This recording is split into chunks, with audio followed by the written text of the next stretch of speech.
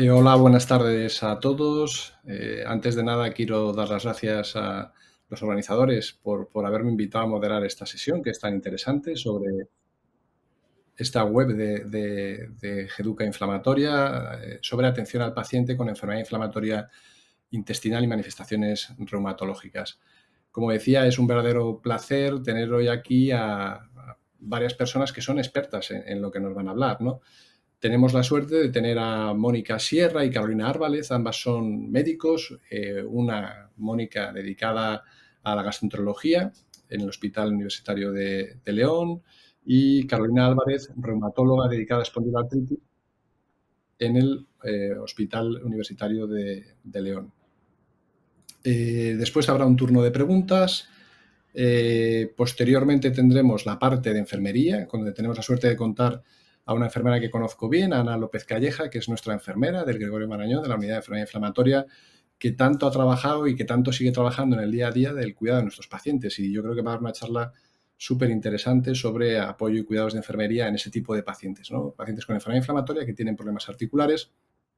Y para terminar, yo creo que el colofón, ¿no? Que es ¿qué puede hacer un fisioterapeuta, en este caso una fisioterapeuta, Sara Iglesias, fisioterapeuta de Carabel Saúde, de A Coruña, para ayudar a nuestros pacientes que tienen estos problemas reumatológicos, ¿no? Todos vemos en la consulta pacientes que directamente ya nos cuentan, mira, yo ya estoy yendo al reumatólogo, me han recomendado que vaya al reumatólogo. Yo creo que está fenomenal tener este punto de vista. Es decir, vamos a tener el punto de vista de la médico de gastroenteróloga, la médico reumatóloga, la enfermera y la fisioterapeuta. Yo creo que va a ser seguro una sesión de gran interés y nada más, sin más preámbulos, agradecer la financiación, el patrocinio de Janssen de esta reunión y voy a dar el paso a Mónica Sierra, que va a dar el punto de vista digestivo sobre las manifestaciones reumatológicas en enfermedad inflamatoria hacia un modelo de atención compartida.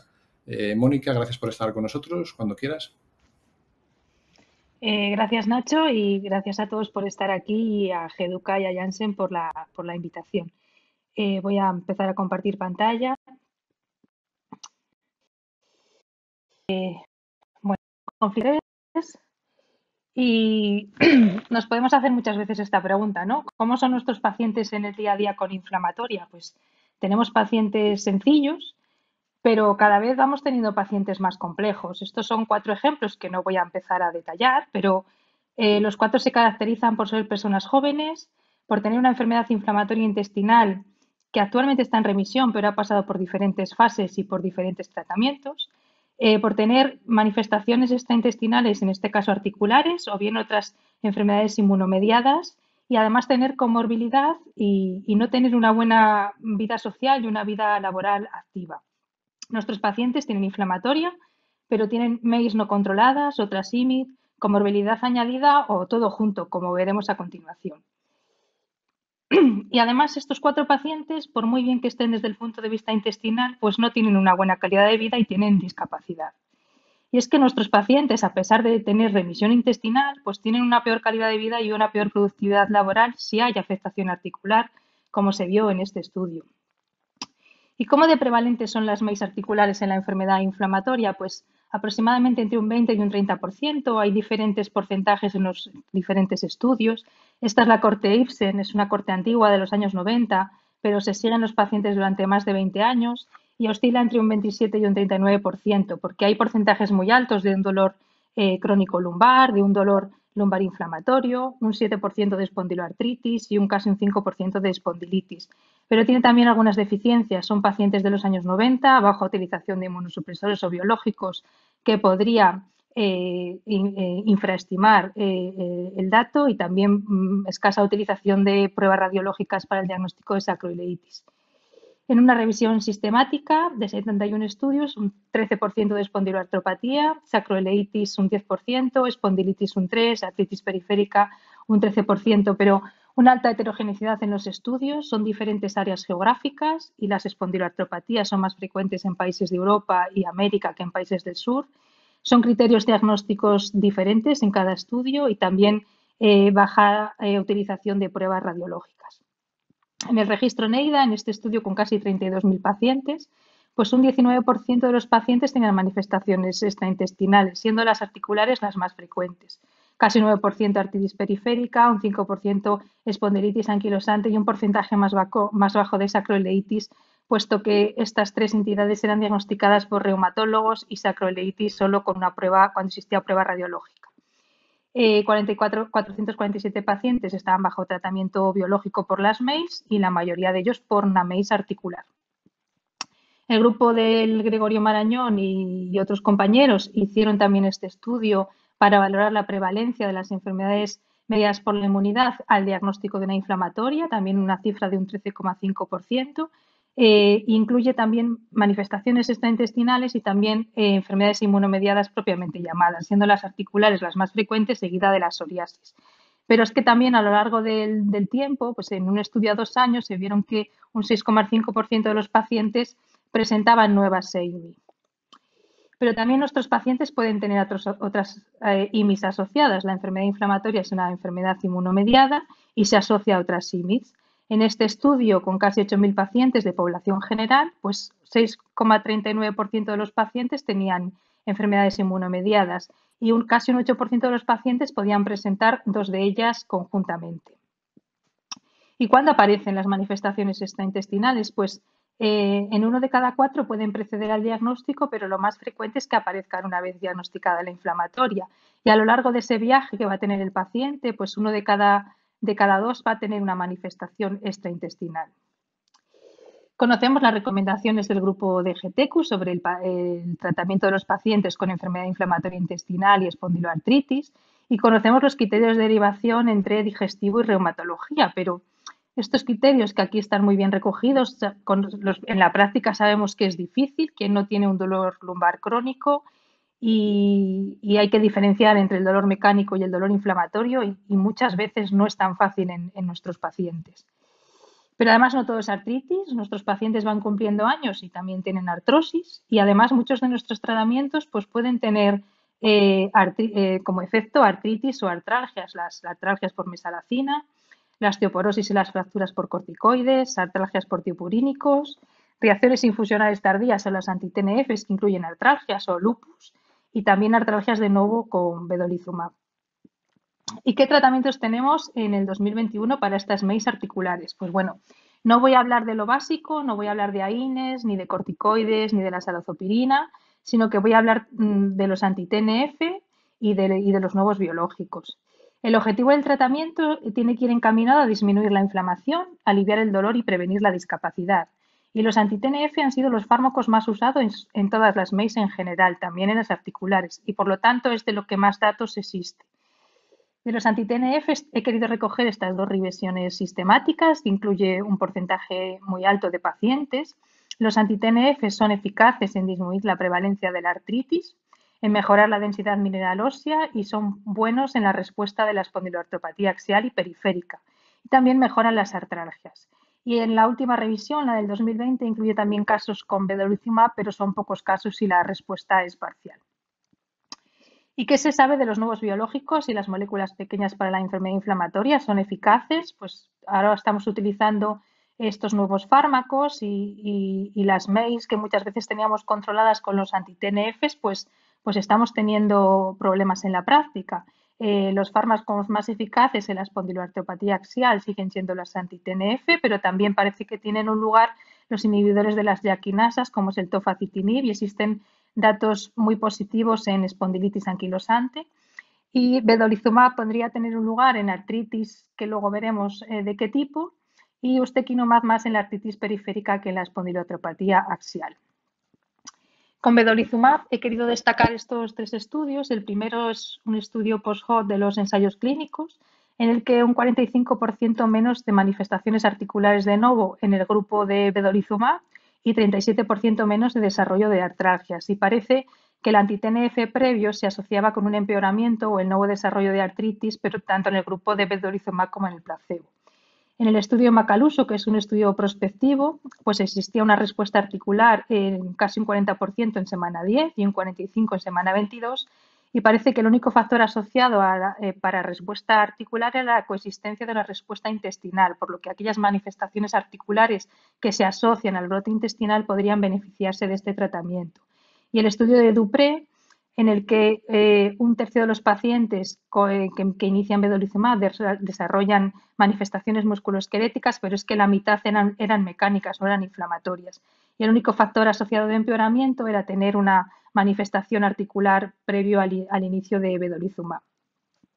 También se ha presentado recientemente en la ECO este estudio multicéntrico, son casi 1000 pacientes, un grupo tratado con vedolizumab y otro grupo tratado con biológicos no antiintegrina, un 4% de desarrollo de MACE sin diferencias en los dos grupos, pero aquellos pacientes que tenían manifestaciones articulares previas, parece que el grupo de vedolizumab tenían un porcentaje mayor de empeoramiento o de peor control y no se veía con las manifestaciones cutáneas. Y aunque los niveles de vedolizumab se han relacionado con la respuesta clínica intestinal y la respuesta endoscópica, pues no parece que sea así con el manejo de las manifestaciones intestinales.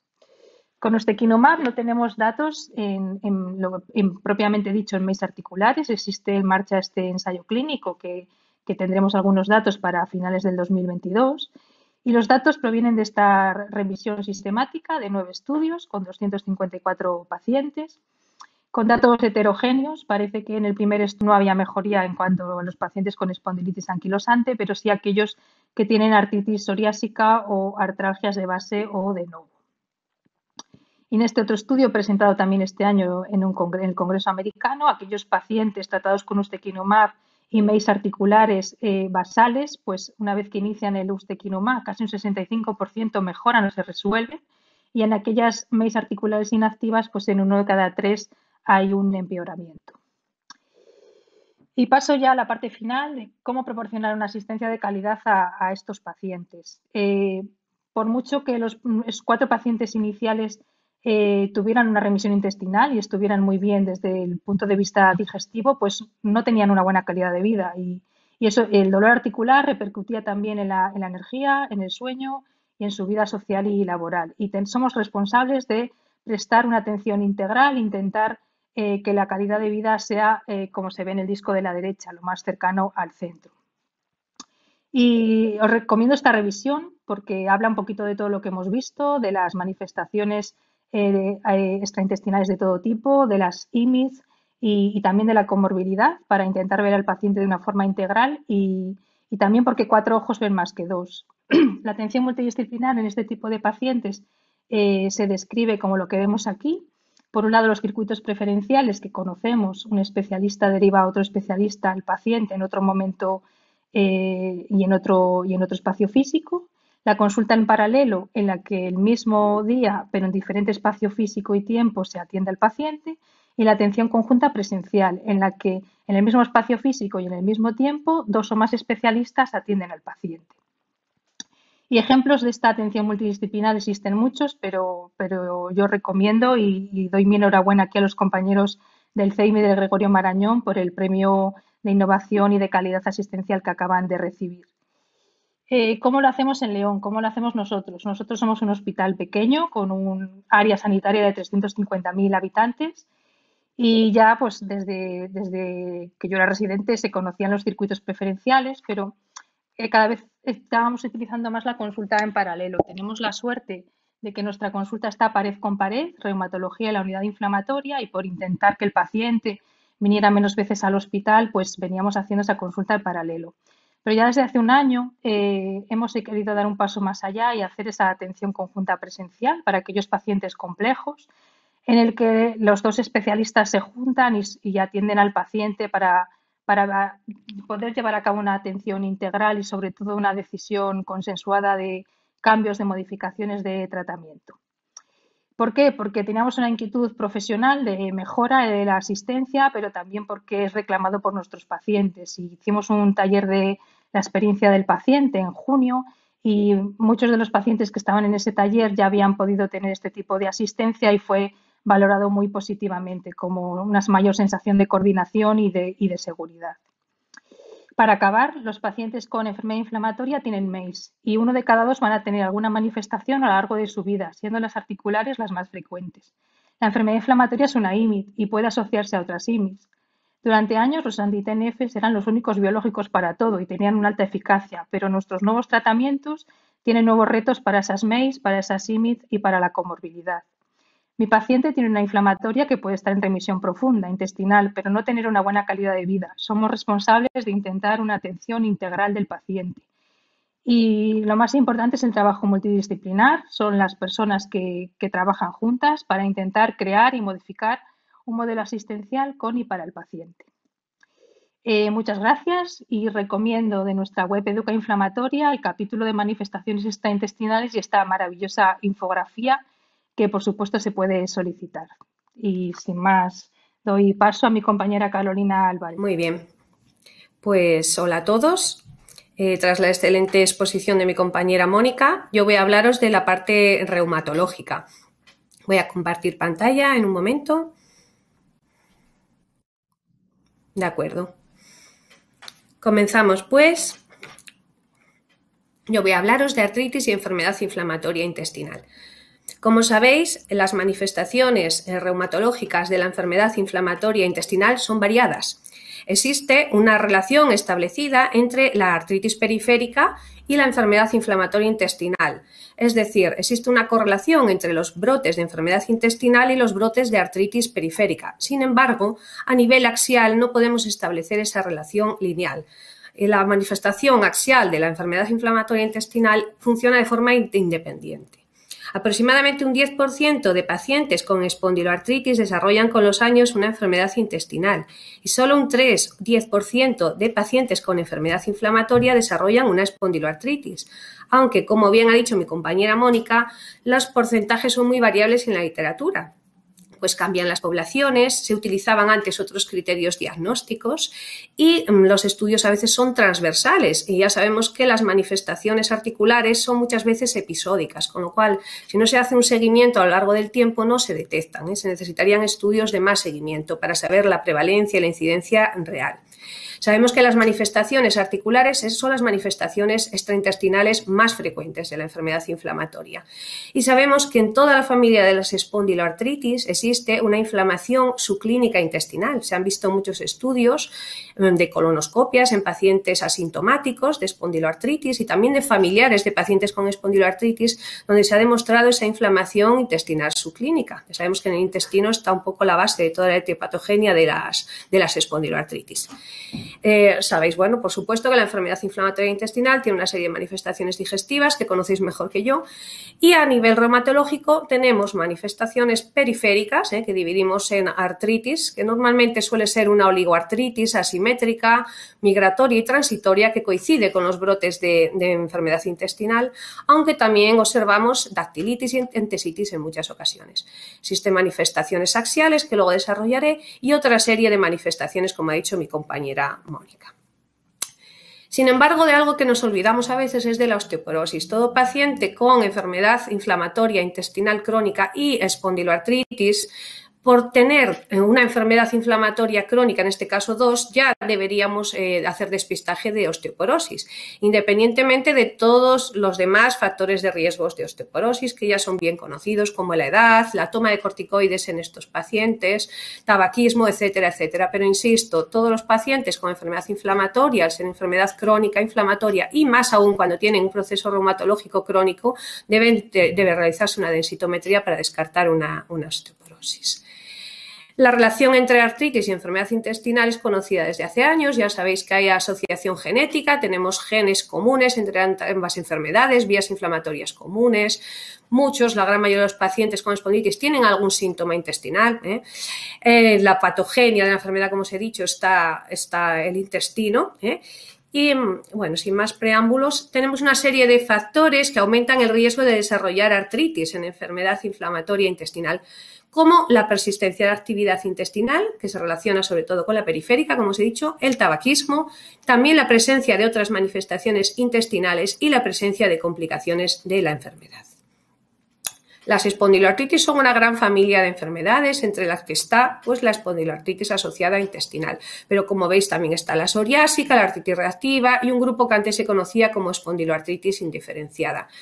Son una familia porque todas tienen sacroilitis en placas, no siempre detectable, pero si nos en placa en resonancia se detecta, artritis periférica, suelen tener el factor reumatoide negativo, B27 positivo en algún porcentaje, agregación familiar y una serie de manifestaciones extraarticulares. La característica de todas estas enfermedades es la lumbalgia inflamatoria, que es un dolor insidioso que no mejora con el reposo y sí mejora al moverse el paciente. Siempre preguntamos si el dolor es nocturno y mejora al levantarse. Sin embargo, esto es la teoría, como decía mi compañera Mónica, y muchas veces, sobre todo en pacientes con enfermedad inflamatoria intestinal, los pacientes pueden contar cualquier tipo de dolor. Se estima que hasta un 40% de pacientes no cuentan la típica lumbalgia inflamatoria, así que no siempre es fácil. Por pertenecer a la familia de las espondiloartritis, la espondiloartritis asociada a enfermedad intestinal puede tener manifestaciones de todas las demás enfermedades. Por ejemplo, la dactilitis o dedo en salchicha, que es más típica de la psoriásica, pero a veces vemos también en intestinal, entesitis de Aquiles muy frecuentes, afectación de piel, uveitis, etc. Tenéis un ejemplo ahí de una monoartritis de rodilla, que es algo que se ve mucho, ¿no?, en brotes de enfermedad intestinal, que se resuelve fácilmente con una artrocentesis, sacamos líquido y ponemos una infiltración. O una dactilitis, en este caso asociado pues, a un psoriasis, una onicopatía psoriásica, pero que vemos también a veces asociado a la enfermedad inflamatoria intestinal. Estas dactilitis pues, son una gran familia de enfermedades. Ahí veis la tendinitis aquilea, muy característica, con entesitis a veces subclínica abajo y clínica en este caso. Respecto a la artritis, la enfermedad intestinal es previa a la aparición de la artritis. Cuanto más afectación intestinal, más. En casos como la colitis, la artritis cuando hay una colectomía. De acuerdo, que pacientes tienen otras manifestaciones intestinales tienen más artritis. La afectación axial, como os decía, pues es más independiente. Son varones jóvenes, edad 25-44 años, es decir, es un poquito más mayor, son más mayores que la espondilitis anquilosante clásica, que suele ser sobre los 30, un poquito antes. La lumbalgia inflamatoria, el HLA-B27 en un porcentaje más bajo en la espondilitis anquilosante clásica y generalmente la espondilitis debuta antes o a la vez que la enfermedad intestinal, al contrario que lo que decíamos antes de la artritis periférica. Se han descrito dos tipos de artritis periférica en la enfermedad intestinal. La tipo 1, que es la más frecuente, que son menos de 5 articulaciones, y son esos ataques que os describía antes, agudos, autolimitados, que coinciden con recaídas, sobre todo en la enfermedad de Crohn, que puede ser una rodilla, un tobillo, eso es lo que más vemos en la clínica. Existe un tipo 2, que es menos frecuente, que sería una artritis, los síntomas más tiempo y funcionaría independiente. Suele ser un pronóstico bueno, no suelen deformar y destruir la articulación. Esta clasificación ha sido un poco criticada, pues la tipo 2 se ve poco en la clínica y hay autores que creen que es la tipo 1 la que predomina y que no deberíamos hablar casi ni de la tipo 2. Pero básicamente está una afectación axial. Ahí veis la fusión de las articulaciones interapofisarias, una espondilitis ya avanzada con sindesmofitos. Aquí tenéis la típica sacroilitis bilateral, al igual que la espondilitis anquilosante clásica, la espondiloartritis asociada a enfermedad intestinal también es bilateral y simétrica y con sindesmofito fino, como vimos anteriormente, a diferencia de la artritis psoriásica que da un sindesmofito más grueso. La raíz, esto ya es una fusión de la columna en una espondilitis muy avanzada ya. Otras manifestaciones musculoesqueléticas, artralgias que vemos a veces en nuestros pacientes, como ha bien descrito mi compañera, la osteoporosis que ya mencionamos, a veces dedos en palillo de tambor y en ocasiones artritis sépticas debido pues, a los tratamientos que utilizamos y complicaciones de la enfermedad. Dedos en palillo de tambor que se asocian a veces a enfermedades inflamatorias como esta. Las espondilitis clásicamente se clasificaban con unos criterios que se llaman de Nueva York, que precisaban una sacroilitis en la radiografía avanzada y un bloqueo prácticamente en la columna del paciente. Sin embargo, pues, para poder diagnosticar una espondilitis era necesario el paso de muchos años, ya que la radiografía simple necesita años para mostrar datos llamativos. Por eso, en el año 2009, el grupo ASAS, que es un grupo de expertos internacionales de espondilitis, crea unos nuevos criterios para clasificación o diagnóstico de espondiloartritis. En estos criterios, aparte del dolor lumbar y una edad menor de 45 años, se necesitaba una sacroilitis en imagen o bien un HLA-B27 y alguna otra característica clínica, entre las que está la enfermedad inflamatoria intestinal. La ventaja de estos criterios, la sacroilitis en imagen ya no solo es radiográfica, quiero decir, podemos tener un paciente con una radiología normal, pero una resonancia positiva, es decir, empieza a aparecer la resonancia para el diagnóstico precoz de las espondilitis. Estos criterios, por tanto, facilitan la clasificación y el diagnóstico precoz, nos permiten tratar con biológicos, otro tipo de tratamientos, pacientes que antes no podíamos tratar hasta que tuvieran las sacroiliacas a nivel radiográfico afectado, para que me entendáis. Se establecieron una serie de condiciones para considerar una resonancia positiva para espondiloartritis, que era el edema de sacroiliacas. Se necesitaban 2 lesiones de edema en una imagen o una lesión de edema en 2 cortes consecutivos en una resonancia de sacroiliacas para poder hablar de una sacroilitis en resonancia. A nivel de columna, se habló de espondilitis, es decir, 3 o más sitios con edema en las esquinas vertebrales altamente sugestivo de espondiloartritis. Y lo mismo depósitos grasos. 5 o más depósitos grasos en columna también era muy sugestivo de afectación por espondilitis. ¿Qué se vio? Se vio con el paso de los años que existía una gran cantidad de falsos positivos que debemos tener en cuenta. En este estudio, por ejemplo, en 793 voluntarios se vio alta frecuencia de lesiones de edema y grasa en la columna.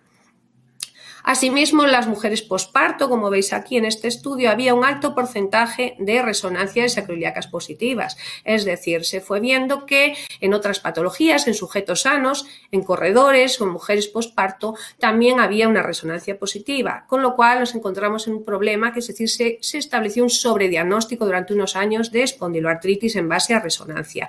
Por ello, el grupo ASAS, que es este grupo de expertos que os comentaba, recientemente ha vuelto a definir una resonancia positiva, ha hecho una propuesta de una resonancia positiva para el diagnóstico de espondiloartritis y ya son más estrictos, y perdonad que os lo ponga en inglés, pero ya nos piden que la lesión de edema esté en 4 cuadrantes o 3 cuadrantes consecutivos y que se incorpora el concepto de erosión, una presencia de una erosión en la sacroiliaca en más de 3 cuadrantes o lesiones grasas en más de 5 cuadrantes, también sería una resonancia positiva. Es decir, aparte del edema, ahora los nuevos expertos han incluido la presencia de erosiones, es decir, daño estructural, y la presencia de grasa, que lo que refleja es un daño inflamatorio previo, para aumentar un poquito la especificidad, porque vieron que así disminuía el porcentaje de falsos positivos, teniendo en cuenta, como bien detallan los autores, que estos criterios no se pueden aplicar a las mujeres en los 6 meses posteriores al parto.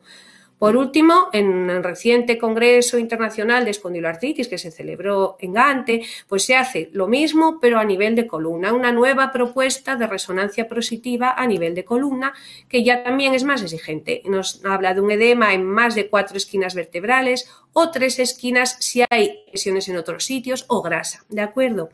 Con lo cual la tendencia es ser más estrictos a la hora de diagnosticar una espondiloartritis por resonancia, evitando un sobrediagnóstico y evitando errores diagnósticos y terapéuticos. Respecto al tratamiento, como ha comentado mi compañera, analgésicos, AINES, que ya solemos evitar en estas enfermedades, que puede ser exacerbación, como vosotros bien nos indicáis. Utilizamos mucho los corticoides en infiltración, más la salazolpirina. Los fármacos anti-TNF, como comentaba mi compañera Mónica, son los más utilizados. En ustekinumab, ya sabéis, a nivel de columna no tiene mucha eficacia, lo utilizamos a veces, es un poquito más lento, y los Yakinibs, como ha dicho mi compañera, que son prometedores.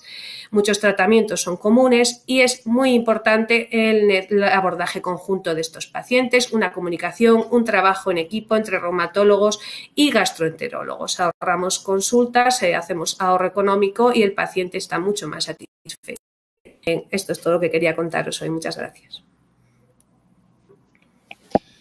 Bueno, pues muchísimas gracias a las dos. Yo creo que han sido 2 charlas estupendas, que habéis explicado muy bien los 2 puntos de vista, que se nota que trabajáis juntas, que estabais ahí en toda la charla, tanto de Mónica como de Carolina, estabais siempre mencionando a la otra parte, ¿no? A la otra especialidad. Gracias por haberos atendido al tiempo también, que vamos muy bien. Y tenemos ahora módulo de preguntas. Os invito a todos a mandar preguntas al chat que os viene indicado para poder escribir preguntas. Y en ese chat ya tenemos una pregunta de Ximena, que a ver qué os parece. Las pacientes que están en tratamiento con vedolizumab, con manifestaciones articulares, ¿se puede añadir metotrexato en la terapia de este tipo de pacientes? ¿Hay experiencia para eso? Vale, ¿a quién pregunta? ¿Reuma o a digestivo? Tenemos pacientes con metotrexato, sí.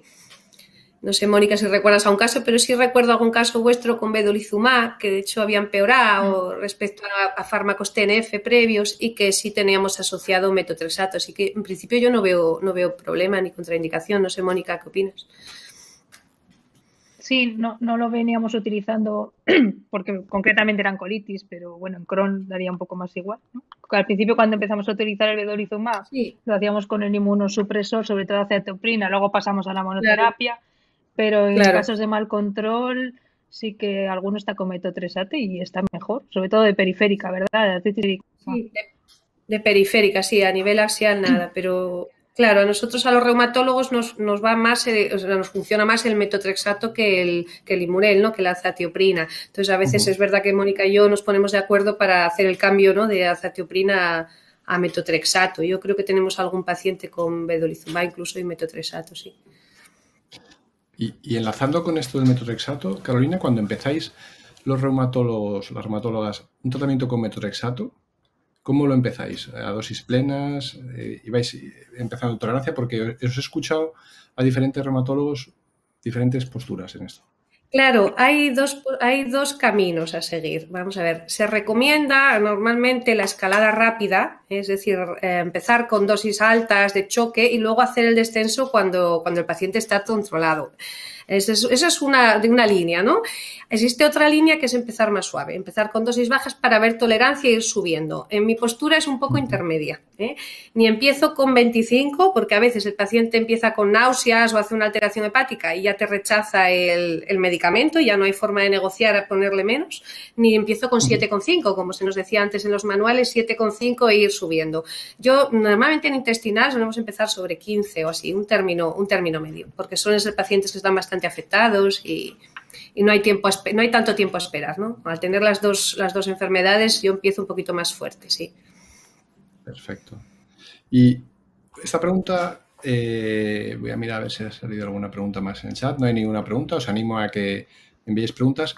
Mientras haya alguna pregunta más, Mónica, has mencionado el IBD-DIS, que en tu charla a mí me encanta. Me parece que puede ser una herramienta súper útil, pero yo no conozco a nadie todavía aquí en España que lo esté usando. No sé si vosotros estáis usando o no lo sé.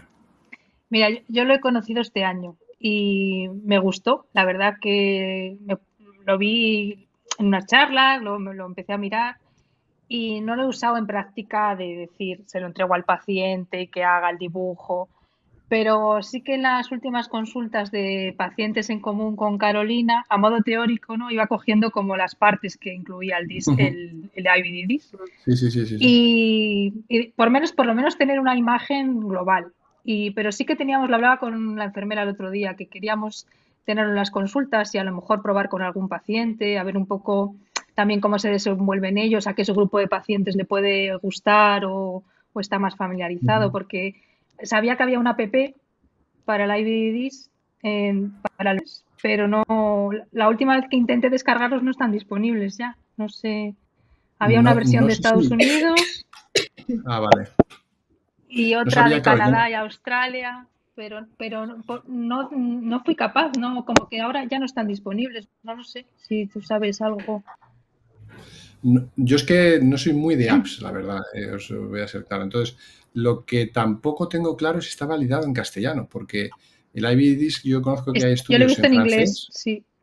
En inglés, sí. Y en francés y en portugués sí que sé que hay estudios de validación. Lo que pasa es que es tan sencillo el IBD-DIS que yo no sé si requiere realmente un estudio de validación traducido en plan con traducción, retrotraducción.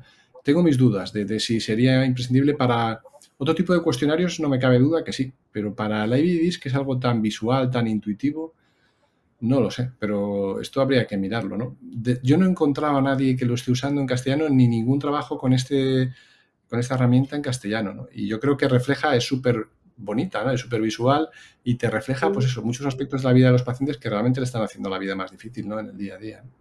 Yo creo que una traducción sencilla al español y unas pistas de estas que se pueden borrar, para la gente que no se maneje con las apps, pues es una forma práctica y rápida, podría desde mi punto de vista. Servir.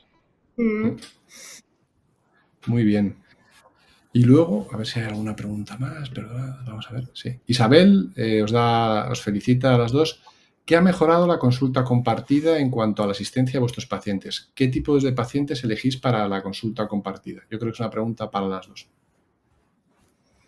Pues Mónica o yo, lo que quieras, contestamos. Ha mejorado todo, ¿no, Mónica? Yo pienso que sí, yo todo ha mejorado.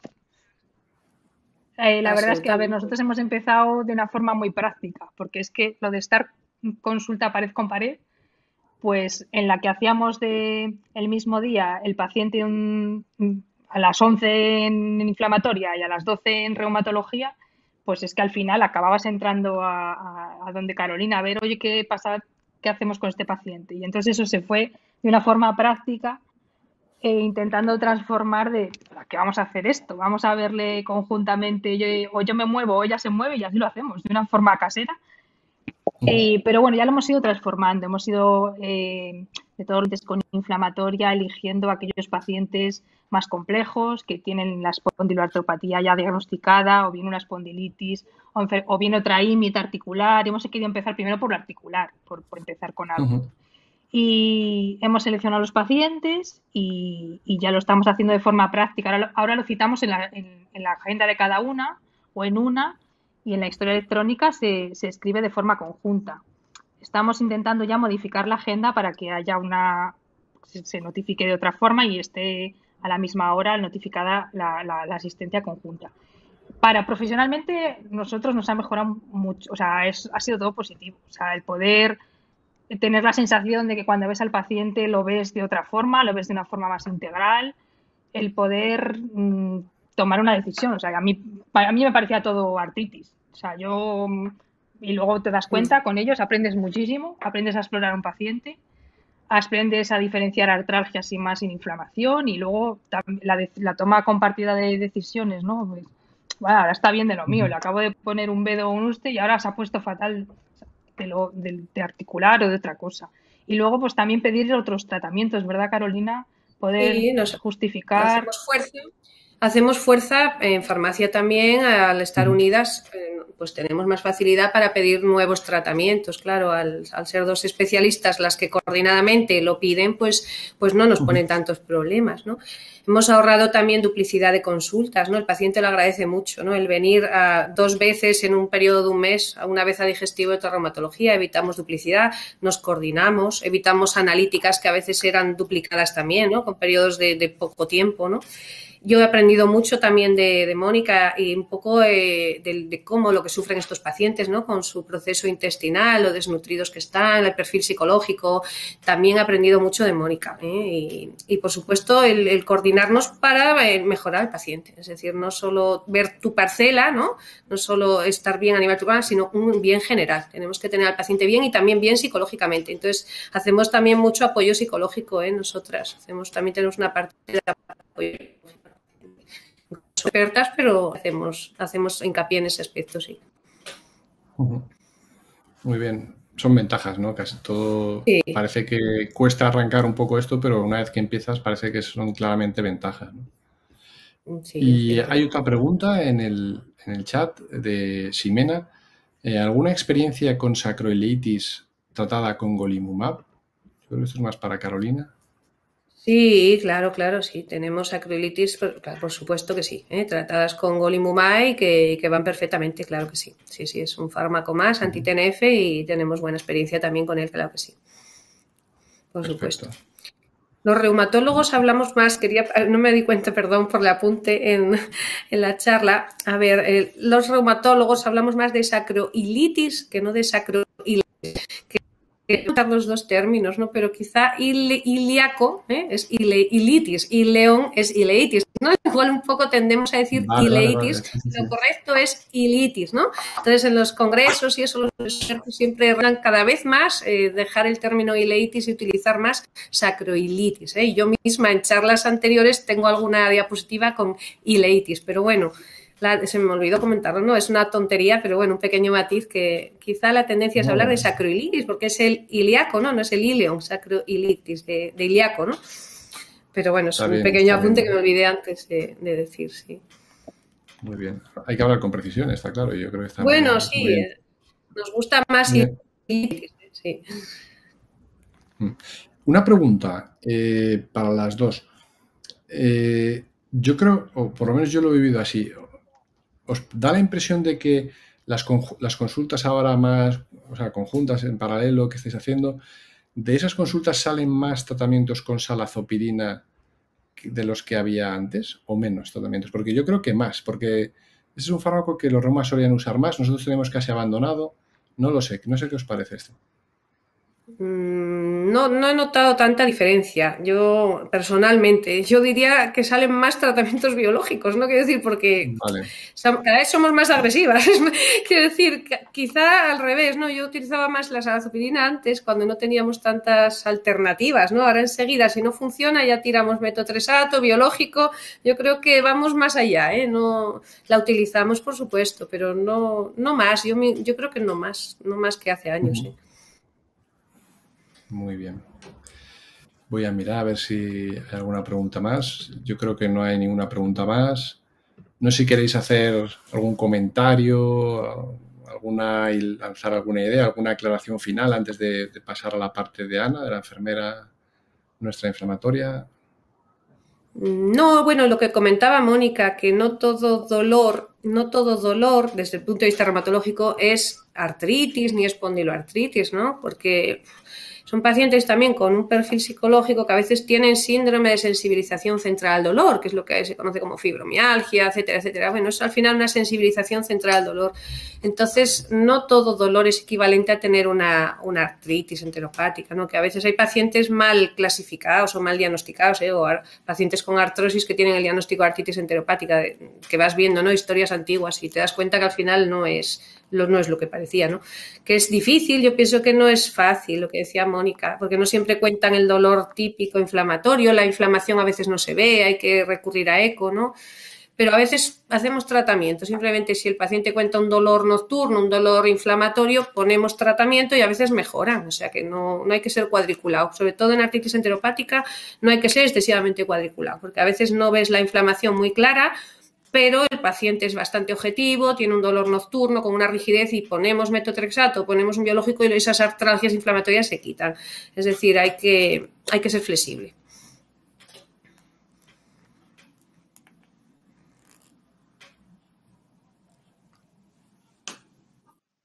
Estoy en silencio, perdonad.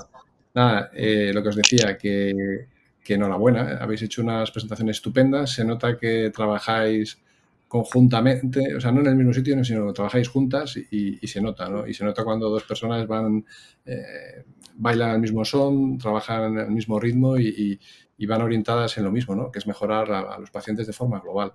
Así que nada, felicitaros por vuestra unidad conjunta de trabajo, que yo creo que seguro que a los pacientes les va a ayudar y de eso se trata, ¿no? Nosotros tenemos la suerte de tener el CEIMI, pero esto lo he hablado con Mónica alguna vez, no hace falta tener 100 CEIMIs en España, ¿no? Sin duda no, pero sí que hace falta que trabajemos más de forma conjunta en la medida de lo posible, cada uno en la medida que pueda, para que nuestros pacientes estén mejor atendidos, ¿no? Y lo comentaba antes Carolina, evitar duplicidades de consulta, evitar duplicidades de análisis, todo eso va a ir a... Esos pequeños detalles al final hacen la diferencia de calidad, ¿no? Así que nada, mil gracias por vuestras presentaciones y un placer. Y nos veremos por aquí en alguna reunión. Y nada, voy a dar paso ahora a Ana López Calleja. Ana López Calleja, que la conozco bastante bien. Llevamos trabajando juntos. ¿Cuántos años llevamos ya, Ana, en esto? En inflamatoria 10. Solo 10 años trabajando juntos. Y en digestivo 29. Claro. La conozco desde que yo era residente de digestivo en Las Guardias, que ya trabajaba en turno de noche enfermera de unidades sangrantes, y hace 10 años tuvimos la suerte para nosotros de que por diferentes circunstancias se vino a la enfermedad inflamatoria, a ser nuestra enfermera de cabecera. Tuvimos la suerte nosotros como médicos y tuvieron la suerte sobre todo nuestros pacientes, ¿no? Porque la frase que nos dicen todos los pacientes es: qué bien, Ana, vaya crack, Ana. Pacientes nuevos que vienen y que van con prisas un día, digo, espérate que tiene que ver nuestra enfermera tal. Cuando se van, si tengo confianza con ellos y tal, me llaman o me escriben y dicen, joder, qué bien he hecho en esperar un poco para que también me viera Ana. Pues solo podemos decir cosas buenas, ¿no? de su trabajo. Ana es una gran profesional que está muy bien formada, pasó de ser una enfermera experta en pacientes críticos de digestivo, que era lo que hacía antes, a ser lo que es ahora, una enfermera de práctica avanzada de la enfermedad inflamatoria intestinal, ¿no? Y experta en el manejo de nuestros pacientes. Ana, ahora te toca tu parte, que es explicarnos un poco, pues desde el punto de vista de enfermería, qué nos puedes decir, ¿no? Para ayudar mejor a estos pacientes con enfermedad inflamatoria y problemas articulares. Así que nada más, Ana, cuando quieras, muchas gracias. Venga. Buenas tardes, gracias por la presentación. Nacho, se nota que me quieres, te quiero. Deciros que yo voy a hablar un poco sobre el apoyo y los cuidados de enfermería. Nos hemos dado cuenta que es difícil conocer los dolores articulares y mucho más ponerles etiqueta. Si les cuesta a reumatología o a digestivo, enfermería sobre todo tiene que saber estar ahí, dar apoyo y escuchar las necesidades de los pacientes. ¿Vale? Para eso os voy a decir, espera un momentito, ya, que según los principales grupos de trabajo, tanto GTI como GTQ, enfermería somos la puerta de entrada donde el paciente va a manifestar todas sus necesidades. Por lo tanto, enfermería tiene que dar una atención rápida, flexible, completa, que considere todas las necesidades del paciente, y estas necesidades son digestivas, reumatológicas, dermatológicas. ¿Para qué? Para transmitir al digestivo de referencia y a su vez al resto del equipo interdisciplinar. ¿Cómo vamos a hacer esto? Pues con una herramienta muy importante que tenemos, que es la comunicación. Tenemos que llevar a cabo una comunicación afectiva, siempre efectiva con el paciente y con una buena accesibilidad a nuestra consulta. ¿Para qué? Para poder establecer unos vínculos de confianza y empatía con el paciente, que a su vez nosotros enseñemos unos conocimientos y unas destrezas que el paciente sepa manejarse en el desarrollo de su patología. Hay momentos muy impactantes en el proceso de esta enfermedad, como puede ser el debut, una cirugía, un brote, pero muy impactante también es una manifestación intestinal. Los pacientes nos dicen: bueno, no era poco con la tripa, que ahora va y se me inflama una rodilla, y ahora va y no puedo ni con los dedos de las manos. Entonces tenemos que estar ahí. ¿Y qué es lo que hace la enfermera de práctica avanzada? Pues presta su asistencia en dos grandes bloques. Uno es la presencial, pero una presencial que tiene que ser acogida del paciente nuevo, como bien ha dicho el doctor Marín. Si un paciente te conoce el primer día, le estás acompañando desde el primer día del proceso, y tenemos que darnos cuenta que el paciente tiene que sentir seguridad y confianza en todo el equipo. Además, esta atención presencial tiene que ser, como hemos, de acogida, sucesivas o de seguimiento y a demanda.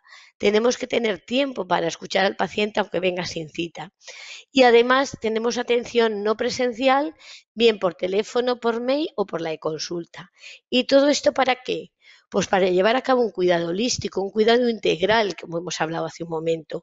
¿Y cómo le vamos a llevar? ¿Cómo la enfermería va a trabajar? Pues basado en la educación sanitaria, con la herramienta de la promoción para la salud y siempre sin olvidarnos el apoyo emocional. Los pacientes deben de sentirse acompañados en todo momento.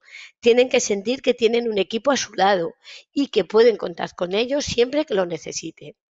Por tanto, hay que explicar al paciente que una enfermedad inflamatoria intestinal, aparte de ser una enfermedad digestiva, es una enfermedad sistémica. Afecta a más órganos, tiene manifestaciones extraintestinales MEIS, aunque hoy nos vamos a centrar en las articulares. Por tanto, desde el punto de vista de la enfermería de práctica avanzada, que hace muchos años que este concepto ya está, aunque antes nos llamaban gestoras de casos, ¿qué tenemos que tener en cuenta? Escuchar las necesidades que nos expresan nuestros pacientes. ¿Para qué? Para llevar a cabo esa toma de decisiones compartidas que han hecho los distintos especialistas clínicos, pero enfermería tiene que estar formada en muchos tratamientos, en efectos adversos, reacciones adversas, para poder explicar al paciente todas aquellas dudas que se han quedado o que tenemos que reforzar, y apoyarles en el autocuidado. Enfermería tiene que tener en cuenta que es una pieza clave en la atención coordinada de todo el equipo interdisciplinar. ¿Y qué herramientas tenemos? Pues la información, la educación y la comunicación. ¿Para qué? Pues para llevar a cabo una alianza y adherencia terapéutica, para que tengamos unos óptimos resultados en salud y al fin y al cabo un buen grado o un alto grado de satisfacción de nuestros pacientes. ¿Vale? Aquí os presento los dos tipos de atención que os decía y el teléfono que también, o el mail, pues donde nos van a explicar el brote, monitorización de dudas o tratamiento, vacunaciones, todo lo que os he comentado hasta ahora. ¿Vale? ¿Cuáles son las funciones de enfermería? Pues en primer lugar, la gestión de casos. ¿Qué tiene que hacer?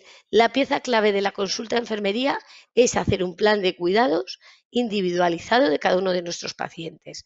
Y la principal parte es la valoración de enfermería. Esta valoración de enfermería se puede hacer de muchas maneras, por patrones, por el lenguaje NANDA, por patrones, por necesidades o una evaluación consensuada. Lo importante es que en esta entrevista recojamos todas las necesidades de los pacientes para poder hacerlo un diagnóstico de enfermería, unas intervenciones y un plan a seguir. Función de educación para la salud. Debemos de formar a pacientes expertos o pacientes que sepan controlar su enfermedad, que sepan cuáles son los signos de alerta, cuándo tienen que llamar, cuándo tienen que acudir a urgencias, cuándo pueden venir a demanda y cómo, pues creando con ellos una relación de confianza, una comunicación terapéutica y a través de la entrevista motivacional. La entrevista motivacional es súper útil para cambiar hábitos de vida saludable. Otra de las funciones es la coordinación. Enfermería va a coordinar las necesidades del paciente. Vamos a coordinar con farmacia, con el hospital de día, con diferentes especialistas, con admisión. Además, he dicho que se tienen que sentir acompañados en todo momento, acompañados en esos procesos de la enfermedad impactantes, en la transición, por ejemplo, pediátrica. Tenemos que darles a conocer que existen asociaciones de pacientes, que existen grupos, foros, plataformas educativas como Geduca Inflamatoria, que las tenemos que utilizar a diario y con el paciente tenemos que trastear con ella viendo las páginas para que luego ellos en casa vayan haciendo sus búsquedas y vayan leyendo cuando tengan tiempo o cuando tengan ganas, ¿vale? Y no se nos puede olvidar la función investigadora, participando en proyectos o publicaciones.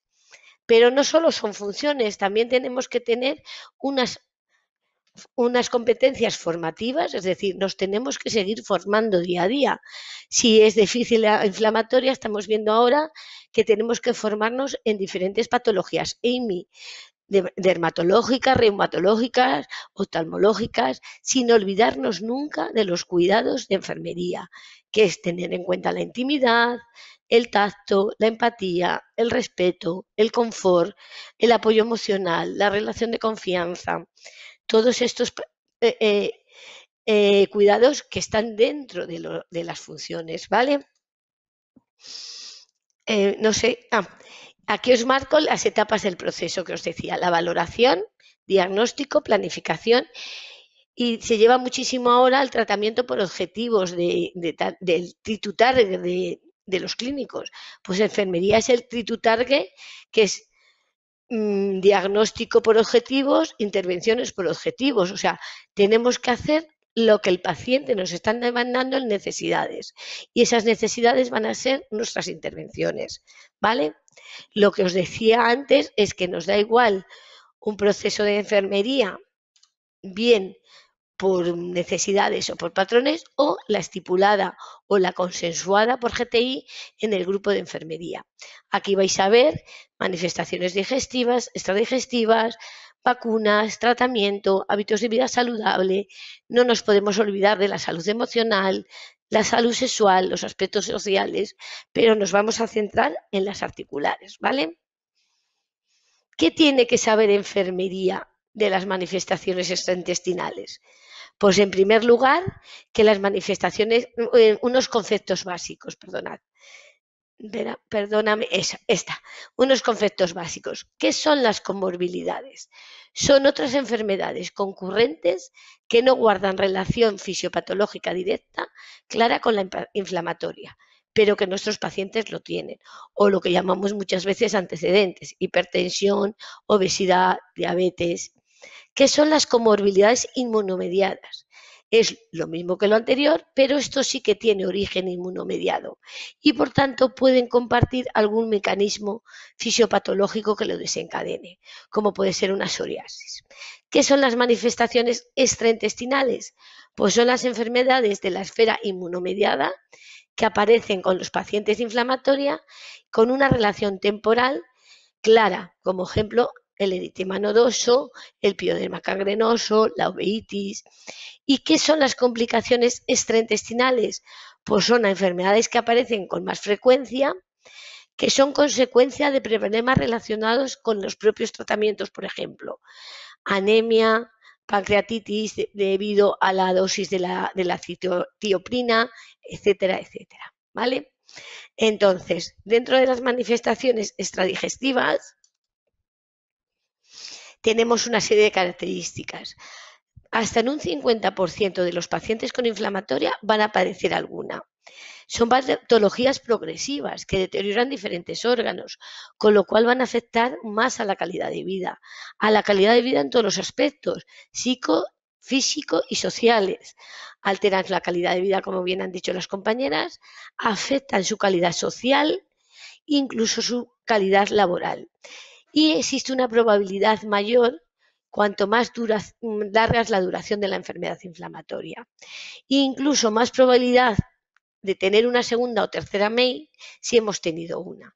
Con lo cual los pacientes, cuando aparecen todas estas complicaciones, dicen, pero bueno, es que esto del Crohn, ¿a dónde me va a llevar? ¿Cuántas cosas hay aquí? ¿Vale? ¿Dónde puede intervenir enfermería? Pues en los factores de riesgo. Los factores de riesgo puede ser la disbiosis o la alteración de la flora intestinal, donde podemos dar diferentes recomendaciones en dietas, en probióticos, en hábitos de vida saludable, como por ejemplo también en el tabaco. Podemos hacer intervención con entrevista motivacional. Tenemos que decir al paciente por qué es tan importante no fumar y sobre todo darles herramientas para que ellos tengan probabilidad de pensarse eso, es decir, contemplar la idea de por qué tengo que dejar de fumar. En Educa Inflamatoria hay un gran capítulo sobre todo hábitos de vida saludable y el tabaco, vídeos, herramientas, etcétera. Lo mismo nos pasa con la obesidad. Tenemos que hacer un cribado nutricional. ¿Para qué? Pues tanto para derivar al paciente a nutrición, tanto por obesidad o por desnutrición, pero que sepan que son factores importantes de riesgo. Aparece también un factor de riesgo es que la enfermedad debute en edades tempranas, pero ahí nosotros no podemos hacer nada, le toca con esta edad y no hay más. Y el sexo femenino, como siempre nos llevamos una de las mejores partes. Después ya contaros que esto sí ya lo han dicho mis compañeras, con lo tanto voy a hablar poco, que las reumatológicas son muy comunes, que aparece hasta en un 40%, que existen dos tipos, una es las espondiloartropatías, que son las periféricas y las axiales, y la artritis periférica.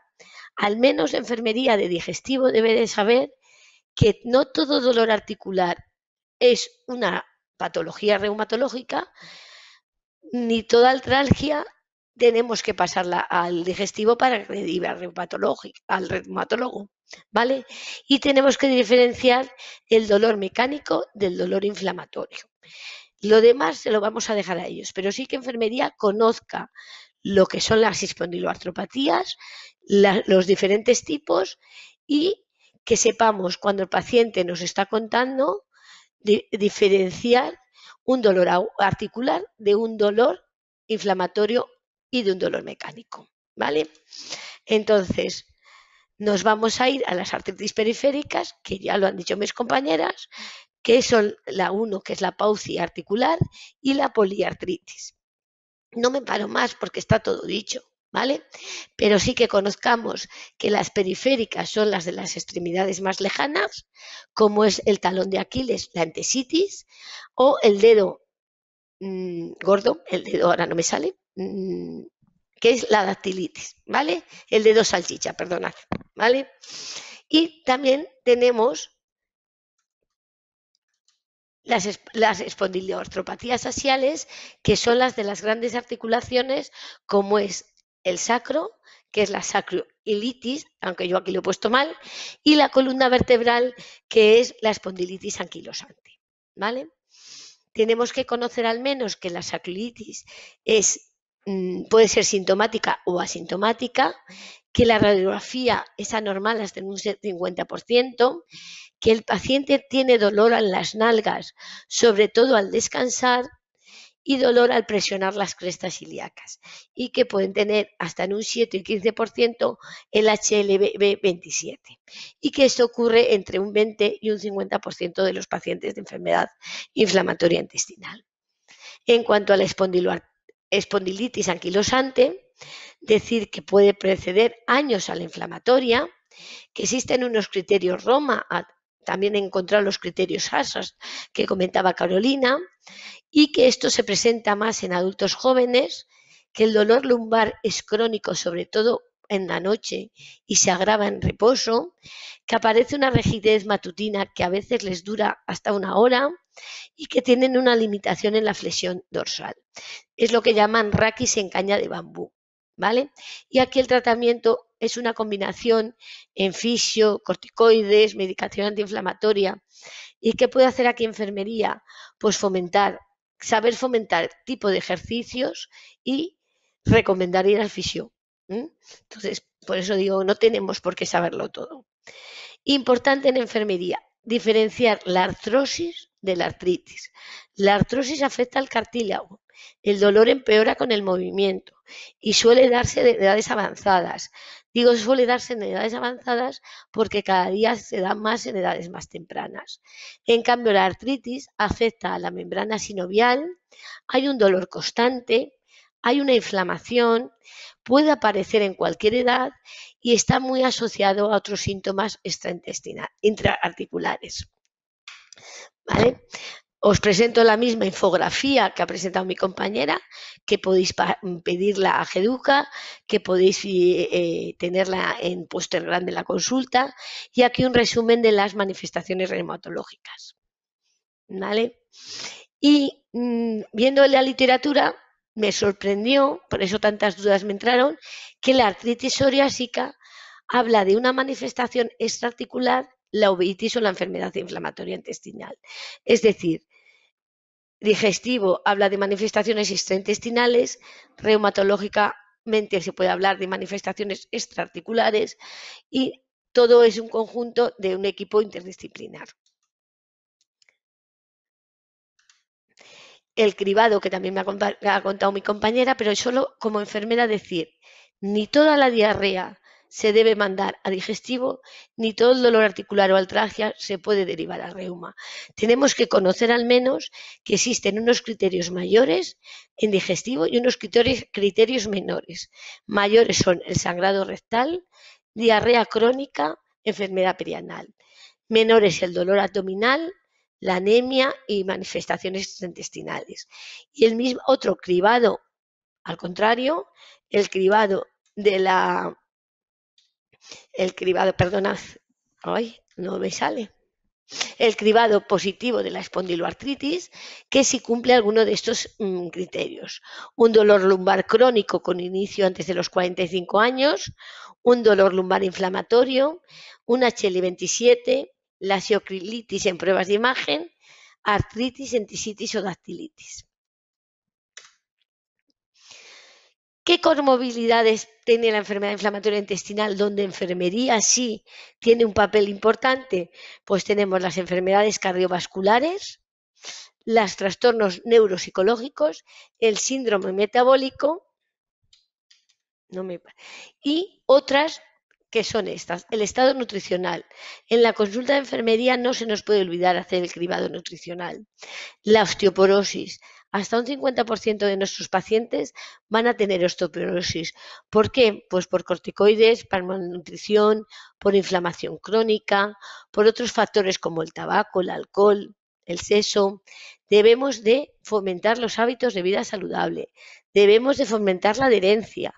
Hay muchísimos pacientes que el calcio y la vitamina D no la toman porque no ven causa-efecto. Dicen, bueno, si es que yo estoy bien, pero tenemos que saberles explicar por qué se debe tomar un calcio y una vitamina D. Y también debemos que fomentar el ejercicio físico, fomentar que no hagan dietas restrictivas y que pueden tener exposición al sol con protección solar, pero que es muy importante tomar el sol. Muchos pacientes nos dicen, no, yo no tomo el sol desde que tengo el Crohn. No, toma el sol con protección, pero toma el sol. Y saber interpretar una densitometría. Tenemos que saber que es una osteoporosis cuando un T-score es menor de menos 2,5 y una osteopenia, ¿vale? De entre menos 1,5 y menos 2,5. También tenemos que ver que la comorbilidad es la ansiedad y la depresión. Detrás de una ansiedad y una depresión hay dolor, y hay mucho dolor, a veces articular, hay rigidez, hay hipersensibilidad.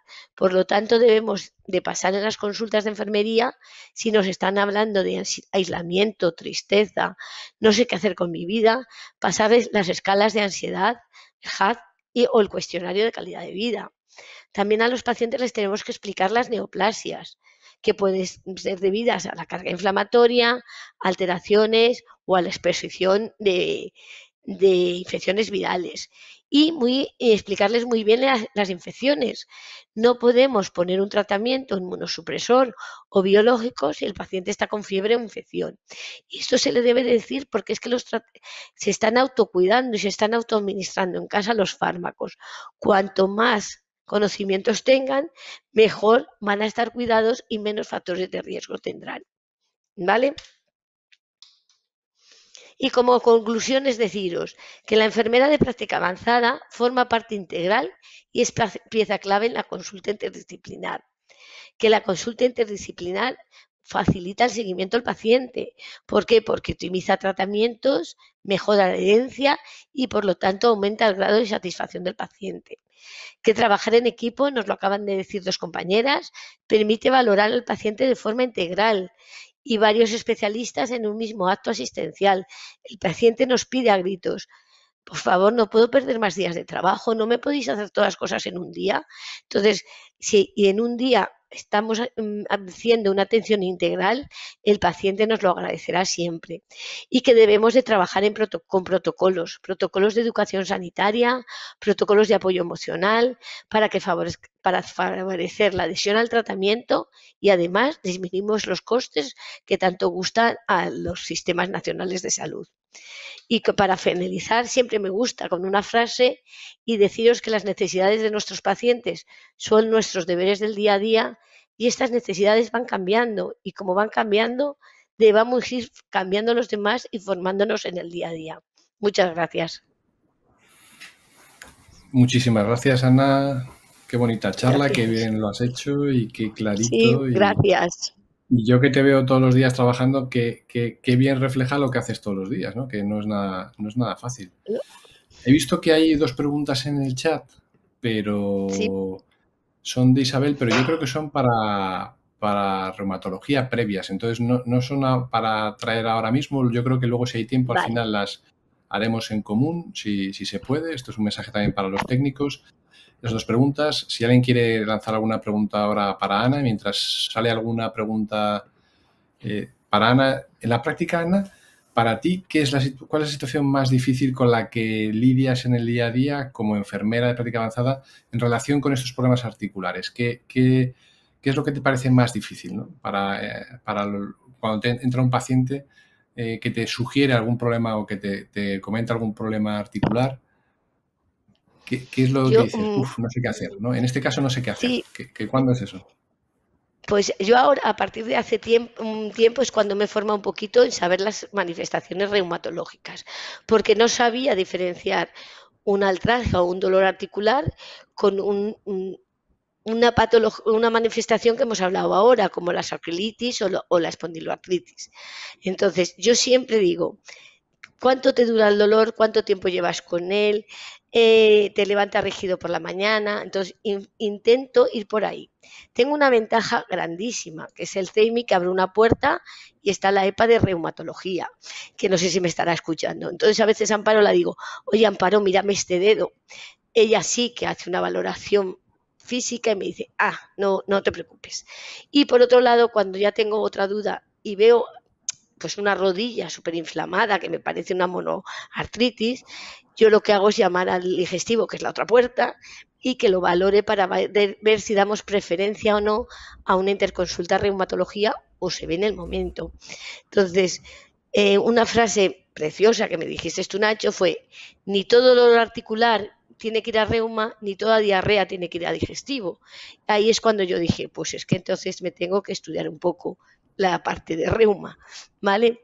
Entonces es ahí cuando empiezas a decir, claro, es que además hay muchísimos pacientes con osteoporosis, con artrosis y con otros problemas que no tienen nada que ver aquí, pero que sí que hay que escuchar.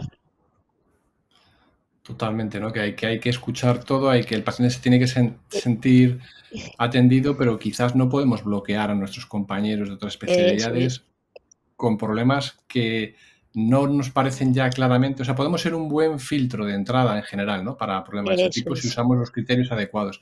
Y estos criterios que ya están definidos para reuma y digestivo, en teoría son criterios médicos, pero yo creo que se pueden aplicar perfectamente por enfermería. Claro, son preguntas sencillas, ¿no? Que en el día a día sirven. Vale, y estamos ya al límite de tiempo. A ver si sale alguna pregunta para ti. Desde enfermería, una pregunta de Isabel. Desde enfermería, mira, tiene que ver con esto, ¿no? ¿Se pasa algún cuestionario específico para las medias articulares, osteoporosis, nutrición? ¿Hay alguna específica, algún cuestionario específico articular, Ana? Pues desde inflamatoria no pasamos ninguna articular. A día de hoy sí que podríamos empezar a pasar los criterios, ¿vale? En nutrición sí que pasamos un monográfico, que es una valoración nutricional para derivar a nutrición. Sí que en ansiedad también lo pasamos, que es el HAT, pero a partir de hoy podemos plantearnos pasar alguna escala validada cortita que por lo menos filtremos, que cumple una serie de criterios, los criterios Roma, los criterios ASAS, lo que sea, ¿sabes? Pero a día de hoy no. Vale. Muy bien, muchas gracias. Mira, gracias Ana María Duro, enhorabuena por tu exposición. Desde enfermería puedes derivar a consultas de otros especialistas en pacientes ya diagnosticados de patología reumática con agudización de los síntomas. Es decir, tú podrías mandar a Carlos González de reumatología a un paciente con síntomas articulares. ¿Cómo lo organizamos ahí? No, lo organizamos, yo hago la valoración, filtro las necesidades y esas pasan al digestivo responsable de cada paciente. Él valora toda la historia, la valoración de enfermería, analítica, incluso llama al paciente si es necesario para ver cómo está, y él es el que ya hace la interconsulta a reumatología. Y dependiendo, a reumatología ya todas las especialidades, y dependiendo de esa valoración le va a dar preferencia más o menos para ver al paciente antes o sin tanta rapidez. ¿Has entendido, Ana? Es así, ¿no, Nacho? Sí. Y luego una compañera tuya que trabaja cerca también, Amparo López, pone: por supuesto, Ana, te escucho y te felicito. Cuando antes la has mencionado, es la enfermera de práctica avanzada de reumatología que trabaja en el CEIMI y en el despacho de al lado de Ana. Pues Ana, muchísimas gracias por tu presentación. Yo creo que si luego al final sobra algún minuto, podemos hacer algún turno de preguntas global para que las preguntas que lanzó Isabel antes no se queden sin contestar. Y nada más, gracias de verdad por tu presentación, que yo creo que ha sido muy útil para todos y muy interesante. Y nada más, pasamos ahora a una charla que a mí me apetecía también escuchar muchísimo, porque no he escuchado hasta ahora nunca a un fisioterapeuta hablar de estos pacientes, ¿no? Con manifestaciones articulares y cómo les pueden ayudar. Sí que he escuchado a muchos pacientes que nos dicen que van al fisioterapeuta, pero cada vez que me lo dicen pienso, ¿hasta qué punto esto es necesario o no? ¿Hasta qué punto le está ayudando? Casi todos los pacientes me dicen que les ayuda, pero son muchos de ellos, o la mayor parte de ellos, son pacientes que se lo están pagando en la privada, ¿no? Entonces, yo creo que va a ser súper interesante la charla de Sara Iglesias. Buenas tardes, Sara, gracias por estar aquí. Que nos va a hablar de eso, de la fisioterapia para el paciente con manifestaciones articulares. Cuando quieras, Sara, muchas gracias. Hola, buenas tardes, gracias a vosotros. Siempre digo que lo importante es sumar y creo que, como ya hemos comentado, está muy bien la parte de medicina, está muy bien la parte de enfermería, pero quizá la parte del fisio es más desconocida, ¿no? Entonces, bueno, en mi caso, pues como fisio voy a dar el aporte que hacemos nosotros en consulta para intentar mejorar la calidad de vida de estos pacientes. Y pasamos a compartir la pantalla. Vale. Eso es, creo que se ve perfecto. ¿Sí? Vale, perfecto. Nada, bueno, en mi caso, como digo, soy Sara Iglesias, soy diplomada en fisioterapia y desde hace más de 10 años me dedico básicamente al trabajo de fisioterapia en el suelo pélvico y de ahí un poco que quizá las enfermedades las alteraciones articulares, ¿no?, que se suelen presentar en las enfermedades inflamatorias del intestino, en nuestro caso las que vemos más comúnmente es la espondilitis anquilosante y la sacroileitis o sacroilitis, como nos acaba de comentar nuestra compañera. Entonces son un poco en las que me voy a centrar porque realmente es en las que más experiencia tenemos desde fisio de suelo pélvico también.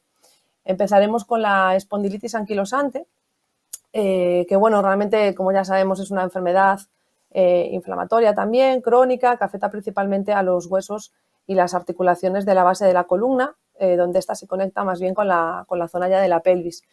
Es una inflamación de los tejidos blandos de esas articulaciones que se inflaman y con el paso del tiempo las propias vértebras se ven afectadas, incluso se pueden fusionar, como bien ha dicho antes Ana, haciendo como esa forma de caña de bambú que se denomina, porque se queda como un poquito engrosada. Como podemos ver, bueno, en la primera imagen de todas, que se ve que en las espondilitis anquilosantes están como un poquito fusionadas las vértebras. Es más prevalente en los hombres y suele ser un poquito más severa. También puede afectar a otras articulaciones, no solamente a la columna, sino que también la podemos ver en hombros, rodillas, tobillos, en las articulaciones intercostales y en el esternón. El síntoma más característico que nos presentan o que nos cuentan los pacientes principalmente es el dolor en la zona lumbar baja, que normalmente comienza de una forma más intermitente y a medida que va avanzando la enfermedad aparece un dolor un poquito más severo y más constante. Suele aparecer, como también ya han comentado los compañeros, rigidez, sobre todo a nivel al final del día o al levantarse por la mañana, que normalmente suele ir mejorando. También a periodos de inactividad, por eso siempre se dice que el reposo nunca es la solución. El dolor puede despertar incluso al paciente. Generalmente este dolor y la rigidez mejoran con el ejercicio y con la actividad física, por lo tanto, volvemos a decir, el reposo no es nunca la solución. Los síntomas aparecen principalmente en la zona media, entre la pelvis y la columna, pero con el paso del tiempo acabará comprometiendo casi toda la columna. La zona baja lumbar se vuelve cada vez menos flexible. Con el tiempo incluso puede aparecer como un aplanamiento de la lordosis lumbar, incluso darse como una especie de cifosis que acabará generando como esa posición medio jorobada hacia adelante, como vemos en esa primera imagen que tenemos. En algunos casos también puede aparecer la fatiga, aunque no en todos los pacientes. Y desde la fisioterapia, bueno, ¿qué podemos hacer? Pues básicamente el tratamiento que hacemos realmente es meramente paliativo, ¿no? Es decir, es mejorar esa calidad de vida que tienen nuestros pacientes para de esa forma pues, poder desarrollar sus actividades de la vida diaria con normalidad, ejercicio físico, etcétera, etcétera.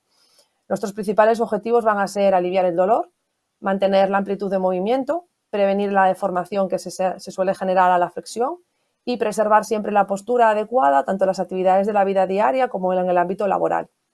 En una fase más inflamatoria, principalmente vamos a hacer unas técnicas para control del propio dolor.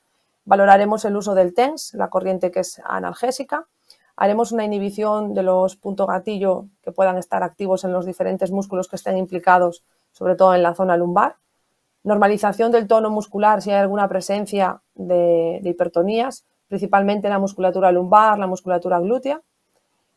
Podremos utilizar la aplicación de calor, habría que valorarlo porque no a todos los pacientes nos da buenos resultados. La liberación miofascial, ¿vale?, que es una técnica que nos ayuda a dar libre movimiento al tejido fascial, y ejercicios respiratorios que nos ayudarán a movilizar toda la caja torácica, la musculatura tanto inspiratoria como exhaladora. Y la parte quizá más importante, como siempre, es el ejercicio físico, la actividad, de una manera un poquito más activa por parte del paciente. Las recomendaciones básicas que podemos dar en cuanto a ejercicio es que haya que hacer ejercicios diarios, un entrenamiento postural y ejercicio terapéutico para fortalecer todos los grupos musculares que se oponen a la dirección de la deformación, es decir, todos los extensores de la columna, entre ellos pues el dorsal ancho, los trapecios, la aponeurosis lumbar, los iliocostales, el dorsal largo, el glúteo mayor, el tensor de la fascia lata, etcétera, etcétera. Como ejemplo tenemos abajo unas imágenes de diferentes ejercicios que podríamos pautar, siempre valorando al paciente de manera individual, porque no todos los pacientes podrán hacer lo mismo, porque no parten tampoco de la misma base de ejercicio físico.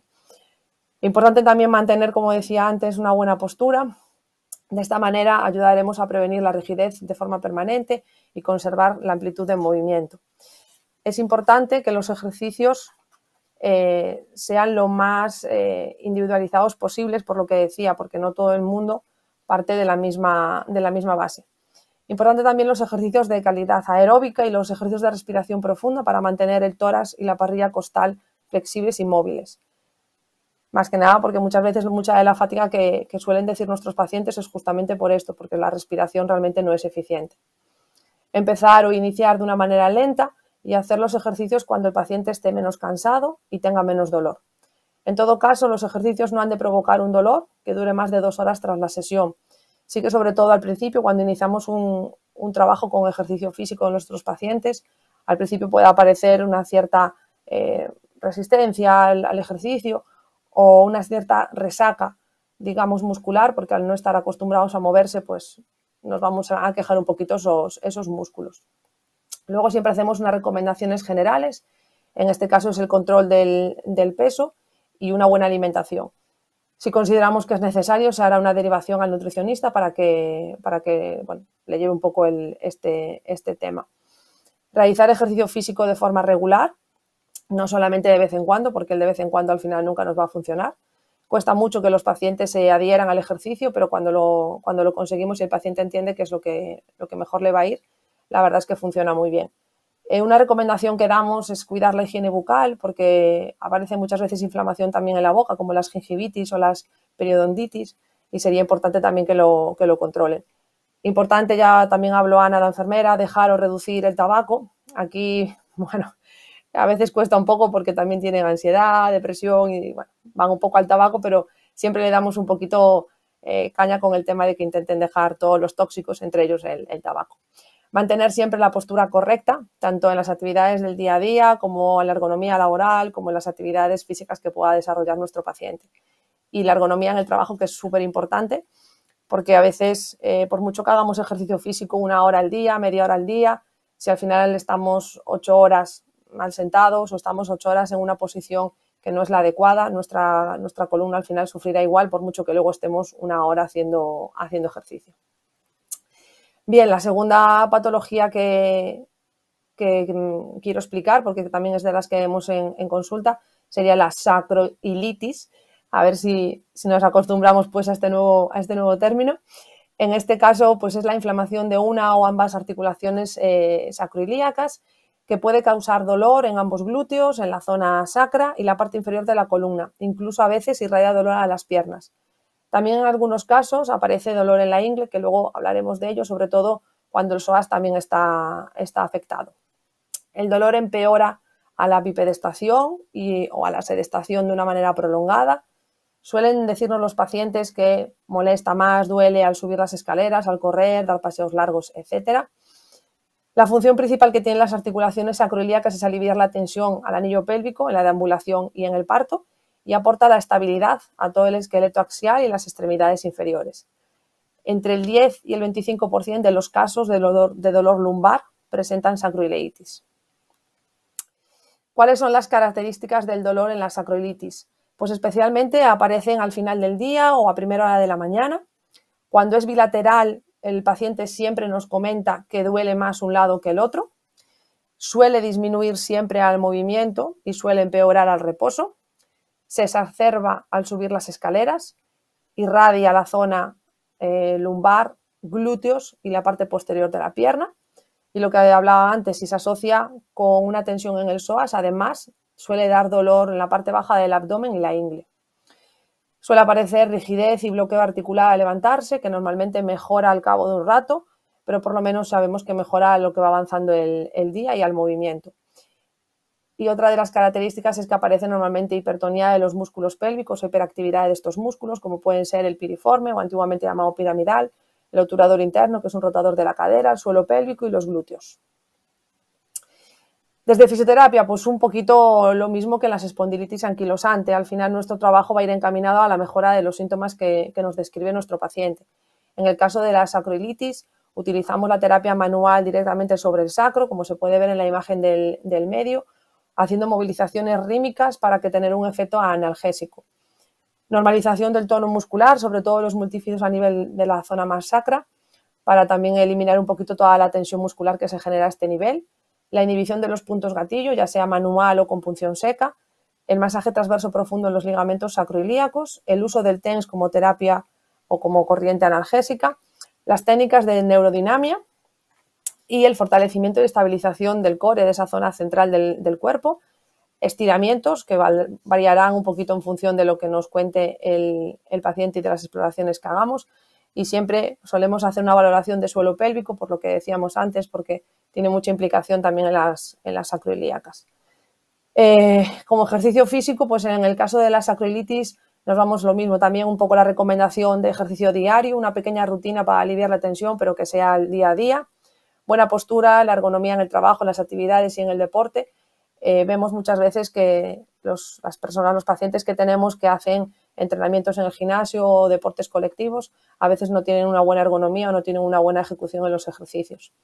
Estiramientos para la espalda, el piramidal, los glúteos, el psoas, etc. Ejercicios de fuerza para estabilizar toda la zona abdomino-lumbopélvica. Importante porque si no tenemos una buena estabilización central, las articulaciones también tienden a sufrir más. Empezar poco a poco, ir aumentando la intensidad y dificultad y siempre teniendo en cuenta el control motor, es decir, esa parte en la que el paciente es consciente de dónde tiene que notar el ejercicio y que lo note bien. Y la regla siempre del no dolor durante la realización del ejercicio. Aquí pone realización del dolor, está mal escrito, la realización del ejercicio. Si hay dolor durante el ejercicio, frenamos el ejercicio. Como recomendaciones generales, como siempre, evitar el exceso de peso. Si se hace un levantamiento de peso desde el suelo, siempre realizarlo con la flexión de las rodillas y la columna recta. Realizar los estiramientos de la columna lumbar baja y de la pelvis a diario. No largos periodos en sedestación mantenida. Ejercicios diarios para fortalecer la zona lumbar. Y, si de ser necesarios, valorar siempre el estudio de la pisada al podólogo. Pues muchas veces cuando hay una descompensación en la pisada, la pelvis también va a estar descompensada y tampoco nos va a ayudar a que mejore la inflamación. Y por mi parte creo que me he acortado un poquitito porque íbamos un poquillo mal de tiempo. Entonces nada, bueno, muchas gracias y espero que os haya gustado y si hay alguna pregunta la responderemos ahora. Muy bien, Sara, muchísimas gracias. Nada, ha sido bien de tiempo, pero vamos, que si hubieras terminado un poco más tarde tampoco pasaba nada, que se estira, por si acaso, que yo me alargo mucho. Que yo soy moderador flexible, que no hay problema.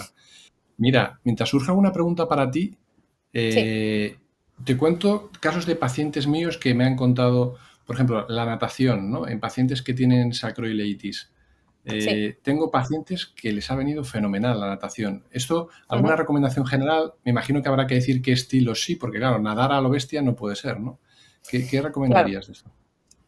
La natación, para mí, en general, para todas las patologías, no solamente en el caso de la sacroilitis, al final, primero, que el paciente le guste nadar, que disfrute nadando y que no le dé miedo el agua, porque muchas veces se manda al paciente o se le recomienda al paciente nadar, pero nunca preguntamos si el paciente realmente le gusta el agua o se siente cómodo. Con lo cual, si el paciente se siente cómodo, le gusta nadar, sabe nadar, sí, sin problema ninguno. No debería de dar problema. Pero nos encontramos pacientes que sí que pues desde la medicina de familia o desde el médico especialista se le recomienda la natación, pero al final acaban estando todavía peor porque están súper rígidos en el agua porque no se sienten como pato en el agua, ¿no? No se sienten cómodos. Entonces, probar. Yo creo que es ensayo-error un poco a veces. O sea, daño no les va a hacer el ejercicio como tal, la natación no le va a hacer daño, pero a lo mejor la situación de estrés que le pueda generar estar en el agua igual no le ayuda. Genial. Luego, me he quedado con una cosa que has comentado varias veces, ¿no? Lo de la postura. Yo, según lo estabas comentando, yo estaba intentando decir, bueno, yo ya estoy aquí, estoy todo el día encogido.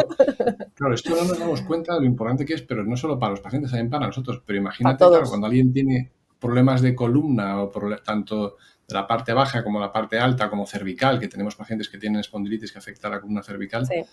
lo importante que es, ¿no? Esto, Claro. yo no sé si se deberían hacer programas de reeducación constantes, no sé, porque eso sí que a lo mejor es algo que nosotros como médicos de digestivo, sin necesidad de mandarle al especialista de reuma, sí que le podemos dar, no sé, algunas recomendaciones, o sea, un pequeño folleto general de decirle, mira, las posturas del trabajo, o sea, es algo tan sencillo que es una hoja que se pueda llevar el paciente, no lo sé, ¿qué recomiendas en esto? Porque sí que lo has comentado varias veces, ¿no? Sí, porque, bueno, somos conscientes, los fisios, bueno, porque trabajamos quizá mucho más con la postura, ¿no? Al final, cuando no tenemos una buena postura, la propia musculatura se desactiva, ¿no? La musculatura postural, con lo cual, cuando estamos sentados y estamos como derrumbados, nuestro abdomen ya no funciona, nuestra columna se coloca en una posición poco funcional. Entonces, sí, la recomendación siempre es esta, el intentar estar, bueno, pues como se suele decir, no erguidos, si estamos sentados, pues con los 2 pies en el suelo, que no estemos con las piernas cruzadas, que siempre lo hacemos. Entonces, tener una infografía, unas hojas para poder dar esas recomendaciones a los pacientes me parece importante. Nosotros en suelo pélvico, sobre todo, bueno, utilizamos muchísimo el trabajo postural, porque al final, si no tenemos una buena postura, va a ir todo contra suelo pélvico. Entonces, sí, me parece súper interesante. Y sobre todo en la ergonomía en el trabajo, porque lo que decía antes, ¿no? Por mucho que luego estés una hora haciendo pilates, yoga, natación, entrenamiento, lo que sea, si estás tus 8 horas de trabajo sentado, mal sentado, no compensa el luego una hora de ejercicio. Entonces, lo ideal es que cada poco rato que estemos nos acordemos de nuestra postura y nos coloquemos erguidos, que nos tiren como de un hilo hacia arriba, respiremos, coloquemos bien las piernas, el apoyo de los pies, etcétera, etcétera. Muy bien. Y luego, una pregunta, Sara. Claro, vuestras intervenciones en estos pacientes deben ser intervenciones puntuales solo en situaciones críticas. Debe haber seguimientos con una periodicidad X, aunque el paciente esté bien, pero para reforzar. ¿Cómo lo ves tú esto? A ver, nosotros en nuestra consulta trabajamos un poco, pues, dependiendo un poco del paciente, ¿no? Hay pacientes que sí que necesitan un poco más que lo vayas viendo, pues a lo mejor cada 2, 3 meses. Y hay pacientes que en el momento en el que entienden que cómo se hacen los ejercicios y cogen la rutina de hacer los ejercicios, mientras que estén estables y no haya ningún tipo de aumento del dolor, etcétera, etcétera, no haría falta verlos, ¿no? Con lo cual, al final es un poco, pues depende de cada paciente. No todo el mundo funciona igual. Hay gente que viene directamente a nuestra clínica a hacer ejercicio físico todas las semanas. Hay gente que simplemente le das las pautas y lo hace perfectamente en su casa. Entonces, depende mucho de cada paciente. ¿Es necesario hacer un seguimiento pues una vez al mes? Considero que no. Considero que en principio no. Pero sí que hay pacientes que lo necesitan ellos, pero porque les genera mayor seguridad el que tú los vayas revisando cada X tiempo y vayas viendo que los ejercicios que ellos están haciendo en casa realmente los están haciendo bien. Que normalmente los hacen mejor que nosotros ya. Se hacen expertos, ¿no? Se hacen expertos, sí, son los más expertos a veces. Sí. Muy bien. Mira, hay preguntas del público, Sara. Isabel pregunta, ¿qué tipo de gimnasia? Esta pregunta está muy bien, ¿eh? ¿Qué tipo de gimnasio o ejercicio estaría contraindicado? No ya cuál es el mejor, sino o sea, por decir, mira, intenta no hacer esto, si existe alguno que esté contraindicado, claro. Claro, mi respuesta aquí, como siempre y como buena gallega, va a ser depende. Es decir, ¿hay algún ejercicio que esté contraindicado en todo el mundo? En principio no. No deberíamos de contraindicar nunca el ejercicio. Puede ser que durante un momento puntual o una fase más aguda de la manifestación articular o de la patología intestinal o de cualquier otra patología que estemos tratando en ese momento, pues a lo mejor en ese momento preciso hay algún ejercicio que no debería hacer el paciente o algún tipo de deporte que no debería hacer. Pero en general no hay nada contraindicado, habría que valorar al paciente realmente. Siempre empezando, o sea, nosotros la única máxima que tenemos es siempre empezando desde cero, desde que el paciente aprenda a moverse y a tener un buen control motor y desde ahí ir aumentando, ¿no? pero depende también del estado del paciente. Es que no todo es que cada paciente es un mundo. Bueno, vosotros creo que me entendéis mejor que nadie, ¿no? Al final, cada paciente es un mundo y no hay un protocolo exacto para todos. Muy bien. Otra pregunta también que hace Inmaculada. ¿Para dormir recomendáis camas muy duras o viscoelásticas? Estas son preguntas prácticas que los pacientes no las van a hacer también, claro. Claro. Aquí también volvemos un poco. Depende un poco, sí. La experiencia clínica de los pacientes nos dice que mejor que sean camas un poquito más rígidas.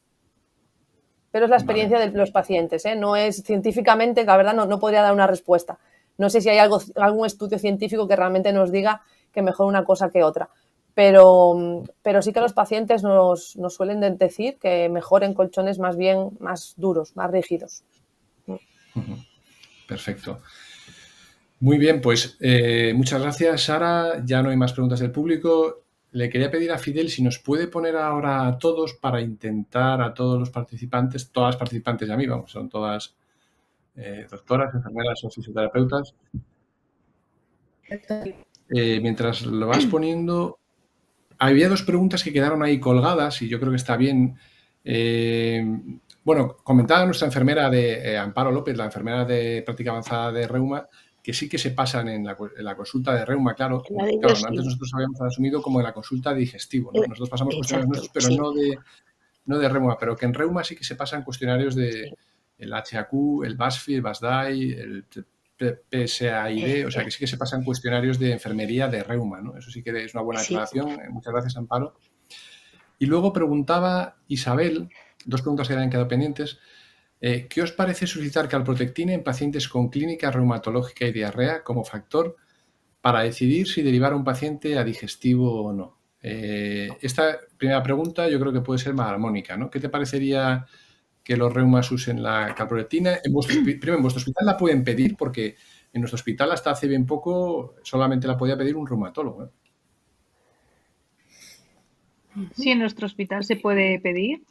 Y, hombre, yo creo que como primera herramienta para diferenciar, pues dentro del estudio de la diarrea, etcétera, pues yo creo que es una prueba rápida, es inocua para el paciente y poder establecer si necesita una colonoscopia o un estudio, ¿no? Pero bueno, también son pacientes que toman AINES frecuentemente, que puede elevar calprotectina y bueno, creo que a lo mejor Carolina también sabe más de la calprotectina, ¿no? Que se puede elevar también en las enfermedades reumatológicas. Sí.